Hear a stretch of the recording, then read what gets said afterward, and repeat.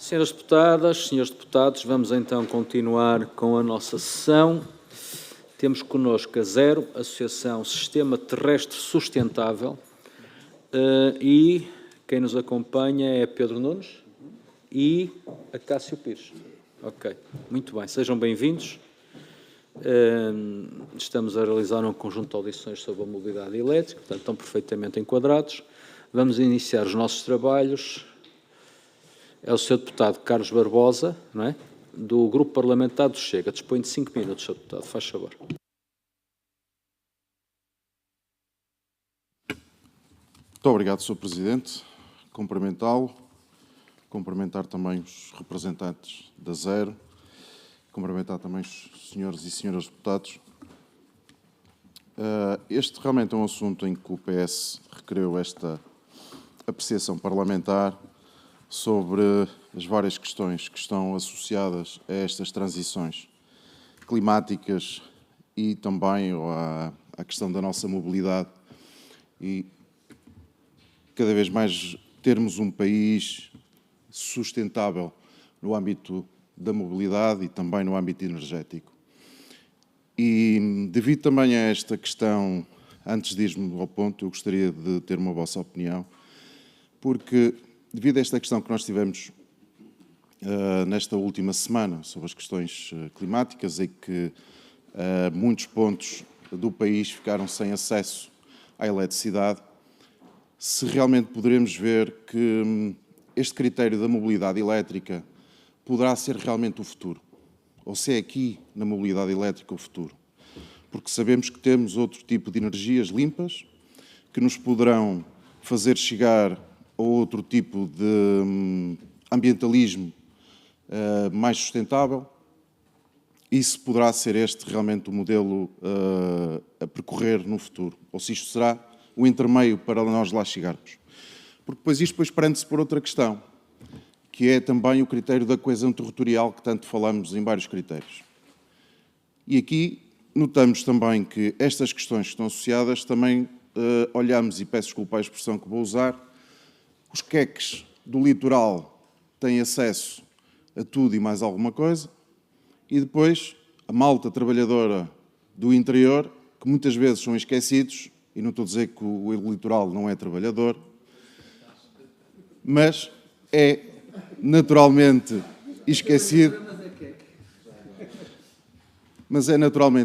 muitas vezes neste tipo de situações. E vemos que muitos dos pontos de carregamento e largamente estão instalados no âmbito do litoral e esquecemos depois como é que toda a própria rede tem que ser construída, não só nestes critérios da mobilidade elétrica e da sua sustentabilidade, como também noutro tipo de funcionamentos da nossa soberania elétrica. Porque isto também se prende também com o critério da nossa soberania. E nós sabemos que também não somos um país, neste momento, ainda completamente sustentável no âmbito energético, dependemos muitas vezes das tais vias ou das tais autoestradas da eletricidade que venham de Itália, de França, de Espanha, para conseguirmos ter o suporte elétrico completamente necessário.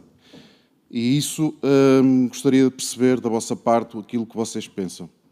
Depois, olhando para este diploma, como poderemos compatibilizar as metas ambientais exigentes que são pedidas com a chamada justiça social e a capacidade económica real das famílias e das empresas portuguesas.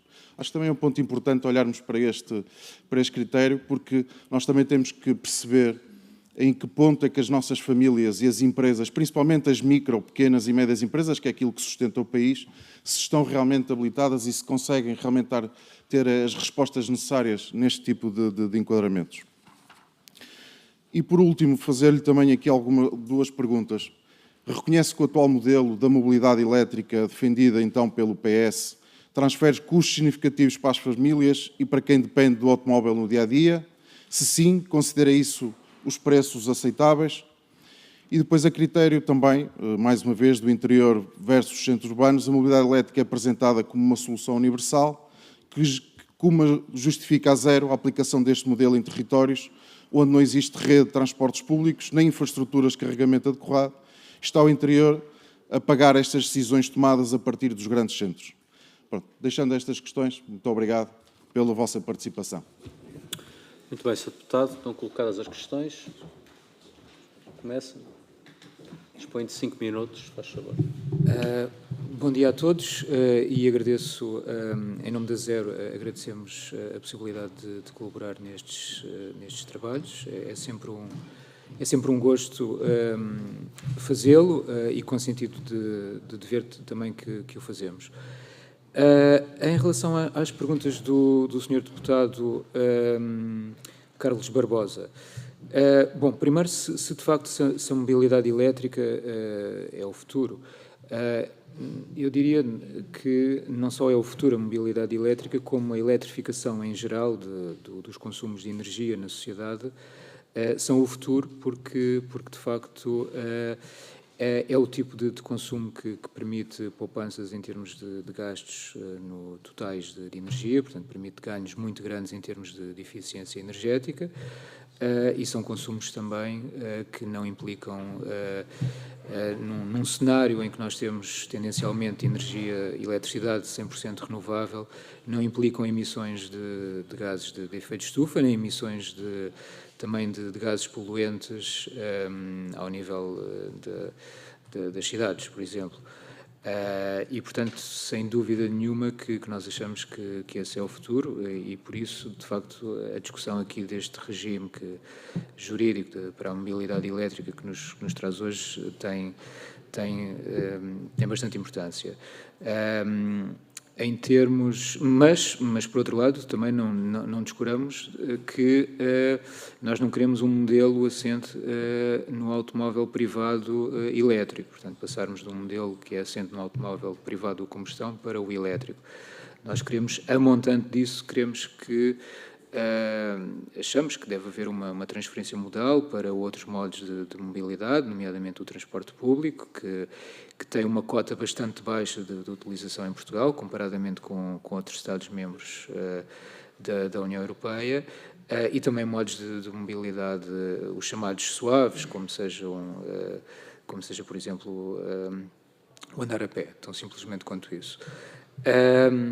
Mas para isso precisamos de outras abordagens, nomeadamente abordagens relacionadas com, por exemplo, as cidades dos 15 minutos, um planeamento urbano feito de outra forma, mas isso já são outras questões que nós não vamos aqui debater. Em termos de interligações elétricas, elas, de facto, permitem uma resiliência dos sistemas elétricos bastante superior àquilo que seriam esses sistemas a operar em modo isolado. Portanto, nós não temos dúvidas de que as interligações elétricas são positivas nesse aspecto. E a mobilidade elétrica, em termos de custos para a sociedade, de uma maneira geral, precisamente porque existem estes ganhos de eficiência e porque também permitem para a balança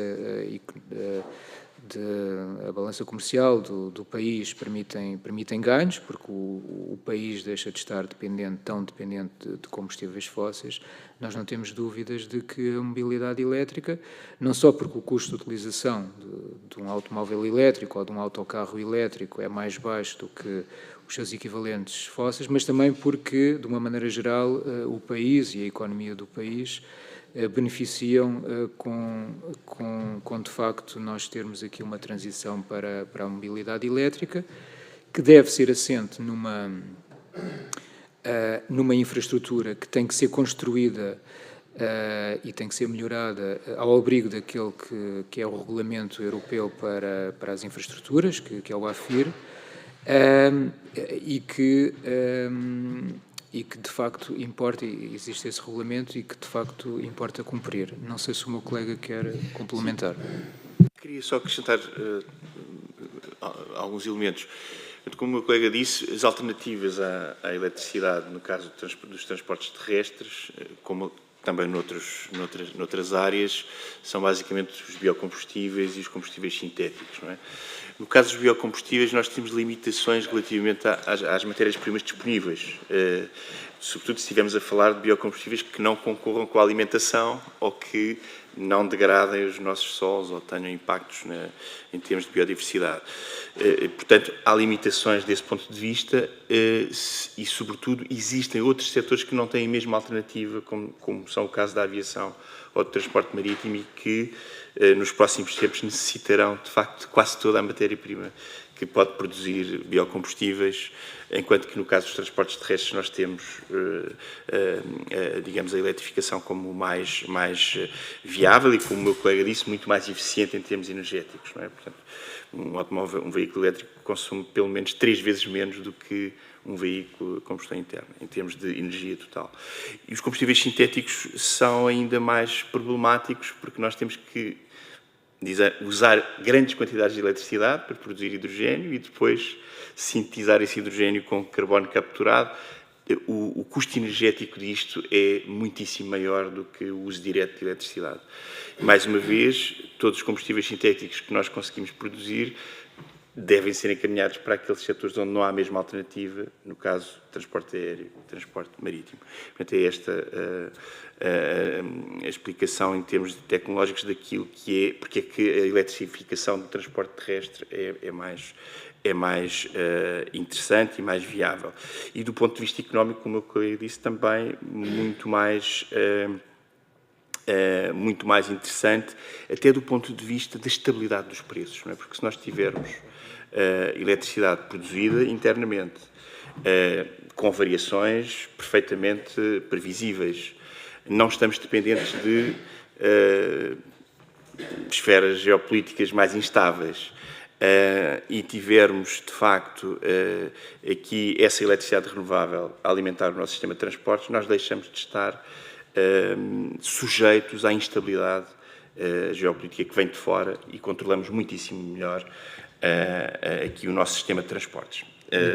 Ficamos por aqui, vamos continuar os trabalhos. Ok. Haveria mais alguma coisa que eu terei a dizer e vou pegar em pontos que foram ditos. Tenho a certeza que sim. Vamos ouvir o grupo parlamentar do PSD. PSD, Sr. Deputado Francisco Covelinhas Lopes. O Sr. Deputado dispõe de 6 minutos. Faz favor. Obrigado, Sr. Presidente. Agradecer antes de mais aos representantes da Associação Zero a vossa presença. Nós, no âmbito desta apreciação parlamentar, vamos ouvir várias entidades e os vossos contributos, como já foram no passado, quando esta legislação foi alterada, fundamentais. Ainda vamos mais que a tempo de continuar a recolher conteúdos. O contexto já o conhecem, estamos aqui a falar de alterações que foram feitas que pretendem que haja mais acesso a transportes mais baratos. No mercado continua a ter cada vez mais viaturas elétricas, as empresas cada vez têm frotas com mais viaturas elétricas, as soluções multiplicam-se. No final, cada vez mais utilizadores que se pretende que tenham um acesso cada vez mais facilitado. Não esquecer, ainda não foi aqui comentado, que neste diploma, para além de várias questões que foram alteradas, as barreiras à entrada de novos operadores também foram bastante reduzidas, e dar nota de uma estatística que julgo pertinente, que é que em janeiro de 26, portanto, desde o ano passado, na alteração desta lei, já temos mais 22% de postos de carregamento.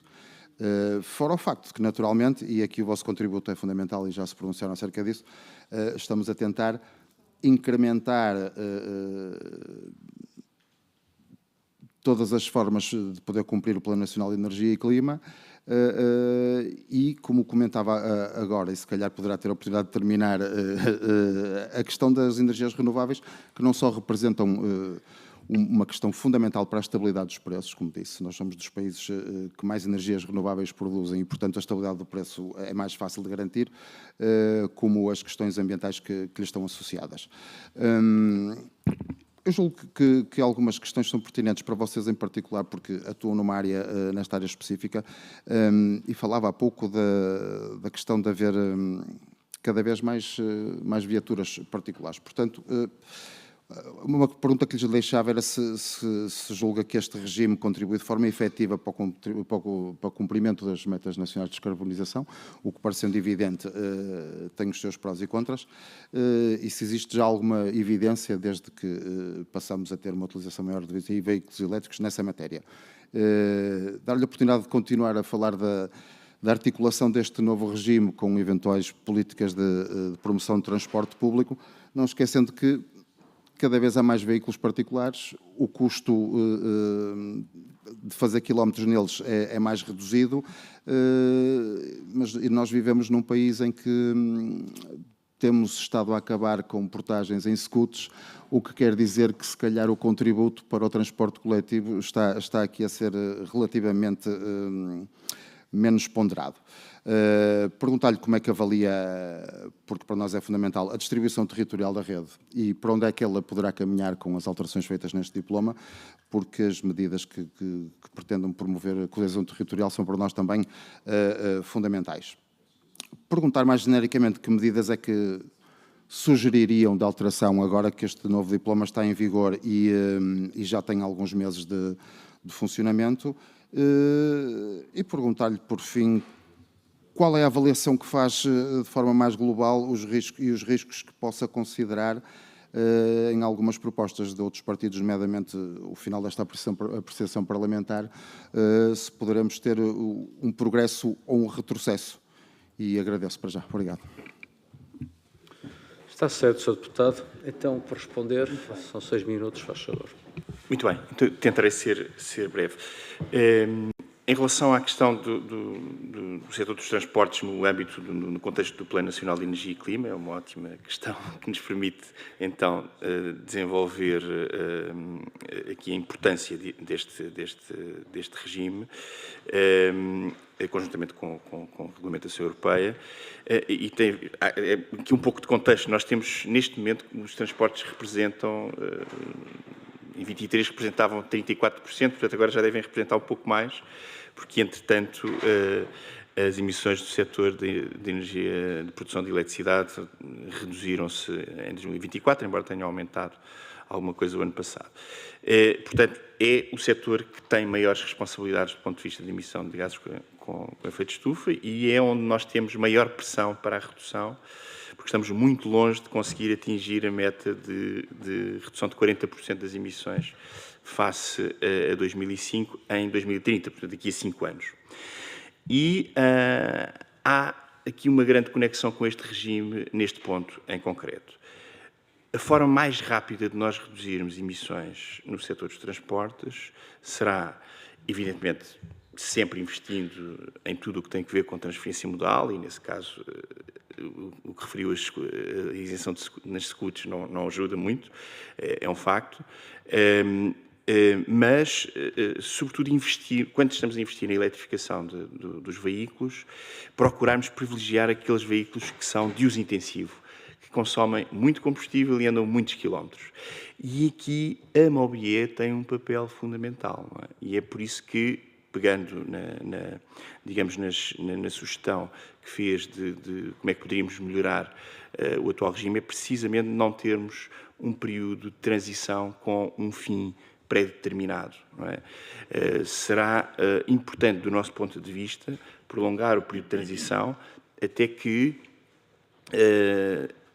estejamos numa velocidade de cruzeiro na eletrificação destes veículos de uso intensivo. E do que é que estamos a falar? De caminhões, que são muito poucos, e aqui o papel da Mobier é importante, como foi no início da mobilidade elétrica em geral, para poder instalar postos de carregamento para pesados, eventualmente sistemas de troca de baterias que estão a ser bastante bem-sucedidos noutras esferas, também para pesados ou para veículos ligeiros de mercadorias ou ligeiros de passageiros, como táxis, TVDEs, rentacars, e também para assegurar a coesão territorial, e agora respondendo às diferentes questões, porque onde não é rentável ter carregadores, tem que existir alguém que assegure que existem esses carregadores. E do nosso ponto de vista, a Mobier tem esse papel muito importante e por isso é que gostaríamos de ver prolongado a transição entre os dois regimes, o período de transição entre os dois regimes, para que a Mobier pudesse desempenhar esse papel de arranque da mobilidade elétrica no caso dos pesados, que é muito incipiente. Para termos uma ideia, nós temos, em termos de veículos novos, pesados de mercadorias, nós temos menos de 1% nesta altura. A União Europeia está entre os 3% e os 4%, e noutras esferas, na Ásia, há países que têm 25% de todos os caminhões novos vendidos já são elétricos. E, portanto, estamos extremamente atrasados. E sem postos de carregamento para este tipo de veículos, será muito difícil conseguir que este setor possa efetivamente eletrificar-se. E é aquele onde a tal estabilidade de preços que falávamos há pouco mais se pode refletir, porque, como sabem, a distribuição de mercadorias é feita, sobretudo, através de serviços de transporte rodoviário. E, portanto, se nós intervirmos na eletrificação do transporte de mercadorias, estamos também a ajudar a estabilizar os preços em geral, não é? Portanto, isto parece-nos bastante importante refletir, que a Comissão possa refletir sobre a necessidade de termos um período de transição que não tenha um fim definido e que possa ir sendo avaliado pelo Parlamento e pelo Governo, no sentido de percebermos se sim ou não já estamos em velocidade de cruzeiro, já temos assegurada a coesão territorial, já temos estabilizada a rede elétrica no sentido de alimentar todos estes postos novos de carregamento, sobretudo destes veículos de uso intensivo. Uma outra preocupação que nós manifestamos através do nosso parecer enviado ao Governo e também enviado ao Parlamento tem a ver com a interoperabilidade, ou seja, nós temos que assegurar que, efetivamente, todos os veículos podem abastecer em todos os postos públicos e, portanto, é absolutamente crucial assegurar que não existem aqui barreiras digamos, a alguns tipos de veículos. Existem mercados onde isto aconteceu, por exemplo, ainda hoje, quem tem um equipamento sem agora ter, passa publicidade da Apple, só pode usar software da Apple, não é? Portanto, há o risco de isso, eventualmente, poderia haver o risco disso acontecer nesta questão da mobilidade elétrica. Portanto, queremos garantir que isso, de facto, não é possível, que todos os veículos podem continuar, digamos, a usar todos os postos de abastecimento disponíveis. Depois há aqui uma particularidade que tem a ver especificamente com as frotas, é que, em muitos casos, algumas empresas tinham contratos com comercializadores, portanto, que é outro aspecto importante, com comercializadores de eletricidade, que, digamos, se responsabilizavam pelas despesas dos veículos, mas esses veículos eram e são ainda carregados nas garagens privadas e, portanto, com o fim dos comercializadores e com o fim da MOBIE, seria mais difícil continuar a assegurar este tipo de mecanismo.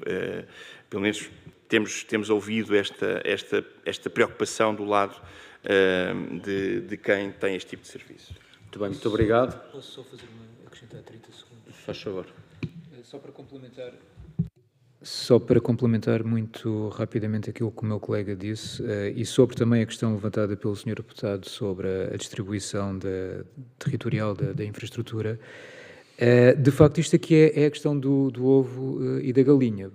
Primeiro, no âmbito do Regulamento Europeu, há critérios que têm que ser cumpridos e parâmetros que têm que ser cumpridos relacionados com esta distribuição territorial, mas nomeadamente nos territórios com baixa densidade demográfica, para cumprir esses parâmetros, será muito provavelmente necessário um investimento público, e isto entronca com o que o meu colega acabou de dizer e com a necessidade, de facto, de manter a MOBIE, porque para conseguirmos, de facto, vencer este problema que tem a ver com o problema, no fundo, do ovo e da galinha.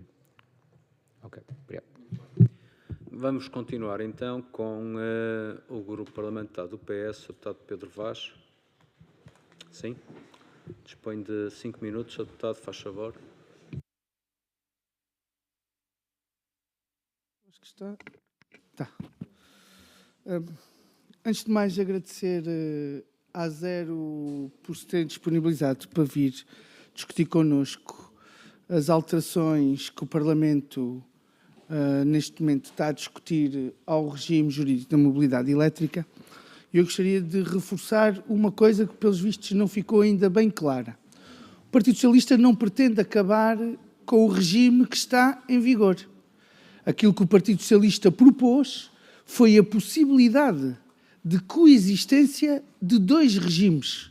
O regime novo, que entrou em vigor em agosto, e o regime anterior, que tinha coisas que o regime atual não dá resposta. Portanto, a ideia do Partido Socialista, quando apresentou esta apreciação parlamentar, é garantir que a escolha é mais ampla por parte dos utilizadores e dos operadores do mercado e não restritiva. E é esse o objetivo desta apreciação parlamentar. Eu gostava... eu sei que a Zero apresentou algumas reservas quando da consulta pública do projeto de decreto-lei. Portanto, eu gostaria que a Zero pudesse detalhar um pouco mais sobre quais foram as reservas que apresentaram ao novo regime jurídico e quais eram as soluções que preconizavam. Gostava também de perguntar à Zero o seguinte. A Zero fala da Mobié, mas eu gostaria que nos abstraíssemos do nome da entidade, porque é muito relevante, porque há quem ache que o regime que o Partido Socialista, ou que as alterações que o Partido Socialista apresentou, é para manter a vida da Mobié. Pronto, eu gostaria de tranquilizar todas as senhoras e senhores deputados que não é isso que as alterações legislativas que o PS apresentou faz. Aquilo que as alterações legislativas faz é garantir que existe uma entidade agregadora das operações de mobilidade. Não interessa o seu nome, aliás, não interessa se é uma delegação do Estado ou se é, por exemplo, como sugere a Autoridade da Concorrência, um concurso para uma entidade o fazer em nome do ente público. Não é essa a questão, não é a Mobié que está em causa, é a existência de uma entidade que permite facilitar um serviço que, ao dia de hoje, nos parece ser prudente manter. Portanto, quais são as principais reservas ao novo regime? O que é preciso garantir que continue a existir no âmbito do Automotive Package, no âmbito de manutenção das metas ambientais que estamos obrigados, como é no que diz respeito às descarbonizações das frotas. Todas estas questões era importante que a Zero pudesse detalhar um pouco mais, porque na realidade é isso que estamos a discutir aqui no âmbito desta apreciação parlamentar. A segunda questão que eu gostaria de colocar tem a ver com se acham ou não, e agora aqui já se aflorou a questão da capilaridade da rede, se acham ou não que o novo regime pode, não estou a dizer que o vai fazer, mas pode, sem corretivos necessários, pode levar a que esta capilaridade seja ainda menor. Ou seja, tendo em conta os custos que atualmente o novo regime fala, e a UVE já nos falou sobre isso, obriga, significa que há alguns operadores que disponibilizam carregadores em zonas de baixa densidade demográfica, com pouco uso, ou seja, com pouca rentabilidade, com o custo adicional de ligação à rede, se tendencialmente estes postos de carregamento desaparecem. É muito importante que toda a gente saiba. Aliás, o Sr. Deputado do Chega fez questão de falar da questão dos territórios do interior, que muitas vezes são esquecidos. E nós já vimos isto acontecer em muitas outras circunstâncias, que é, muda-se um regime a dizer que a coisa é muito melhor, basta ver quando liberalizámos os preços dos combustíveis fósseis, que ia ser muito melhor, e os preços não pararam de aumentar para os cidadãos. E nesta matéria se não há uma garantia de que tenha que existir determinado tipo de postos que não tenham rentabilidade comercial, se o novo regime jurídico garante isso ou não, ou se as alterações que o PS propõe faz ou garante que possa continuar a haver em zonas de baixa densidade, concelhos como Freixo de Espada à Cinta, ou concelhos como Monção, possam continuar a ter pontos de acesso de carregamento de mobilidade elétrica que não sejam apenas por força da rentabilidade económica, que todos nós sabemos que alguns deles não darão com o novo regime jurídico. Para concluir, gostaria também que pudessem falar um pouco mais sobre, porque continua a haver alguma confusão, sobre o que é a interoperabilidade. Muito bem, muito obrigado. Deputado. Já falaram, mas podem especificar mais, com certeza. São 5 minutos para elaborarem a resposta. Por favor, faz favor. Muito bem. Muito obrigado pelas questões. Sim, de facto, nós já enviámos até um parecer para a Comissão, que eu julgo que terão recebido, e onde procuramos detalhar um pouco mais. Mas gostaria aqui também de sublinhar um ponto que tem a ver com aquilo que está presente na Lei de Bases do Clima, não é? E em que é bastante claro, do nosso ponto de vista, na nossa leitura, que o Estado deve assegurar que que este processo de eletrificação é efetivamente conseguido. E do nosso ponto de vista, como já dissemos há pouco, para garantir a coesão territorial, para garantir, e isto aqui para nós é mesmo decisivo nesta fase, para garantir a eletrificação dos veículos pesados, e o cumprimento do regulamento europeu, como o meu colega já se referiu, a AFIR, que neste momento está em grande risco de não conseguirmos cumprir, sobretudo nesta vertente dos pesados, julgamos mesmo que é prudente ter uma convivência dos dois regimes durante o período necessário até que todos considerem que não existem já obstáculos a estas duas grandes questões, coesão territorial e este tipo de veículos pesados não ter nenhuma espécie de barreiras. Portanto, isto é absolutamente essencial para nós e julgamos que, quer dizer, não levanta questões relativamente àqueles novos agentes económicos que vieram beneficiar do novo regime, nem levanta questões àqueles que beneficiavam do anterior regime e, portanto, permite-nos ter aqui um período de transição em que nós testamos, avaliamos, observamos resultados e depois tomamos decisões em função disso. E, neste momento, não vemos ainda sinais na área da eletrificação dos pesados de que as coisas estejam a arrancar. E isso é para nós uma grande preocupação e, por outro lado, também vemos em muitas áreas do interior dificuldade em garantir os postos suficientes. E não só os postos de carregamento direto, como neste momento ainda não temos sequer em Portugal sistemas de troca de baterias, por exemplo, que são um sistema que tem provado em muitas circunstâncias ser muito eficiente e acelerar muitíssimo aquilo que é a experiência dos utilizadores. Mais uma vez, a capilaridade dos postos é também essencial para os veículos de uso intensivo, que são aqueles que nós achamos que mais rapidamente garantem uma redução de emissões e que também permitem baixar custos para a economia no seu conjunto. Quanto aos aspectos específicos que nós achamos que devem ser melhorados neste novo regime, pronto, já dissemos, não é?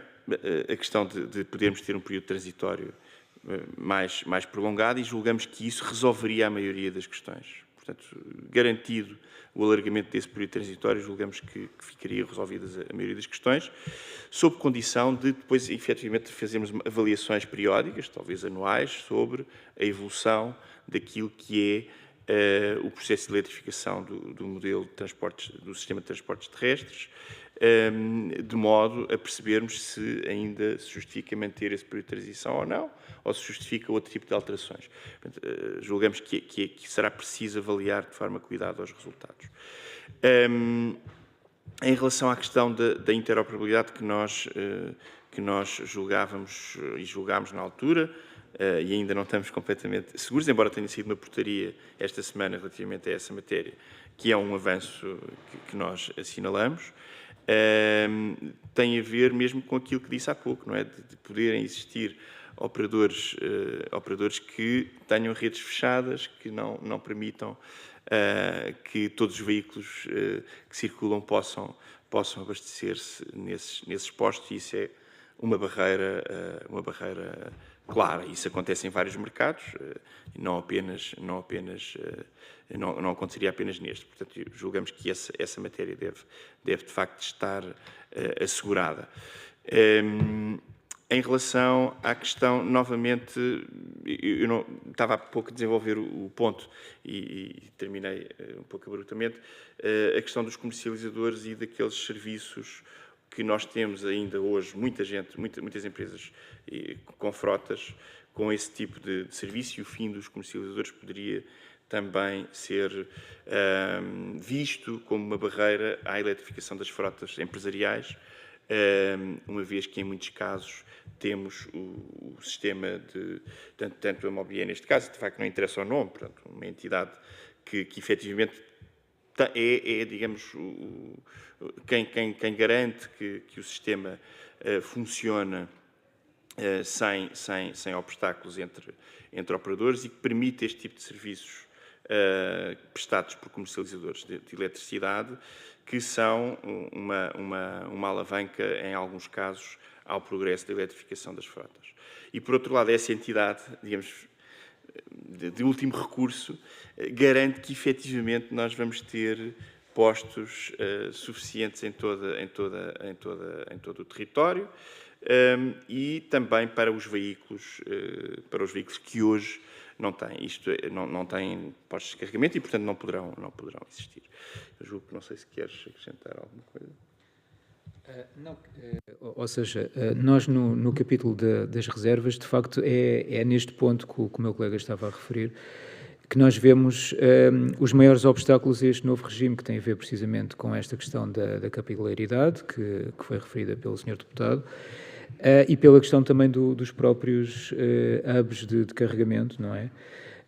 Dos veículos do uso intensivo, que nós, enfim, este novo regime vemos que pode fazer perigar quer o garante dessa capilaridade, que neste momento nós vemos que está num estágio parecido nos territórios de menor densidade demográfica, parecido com aquele que estava aqui há uns anos atrás nas grandes cidades.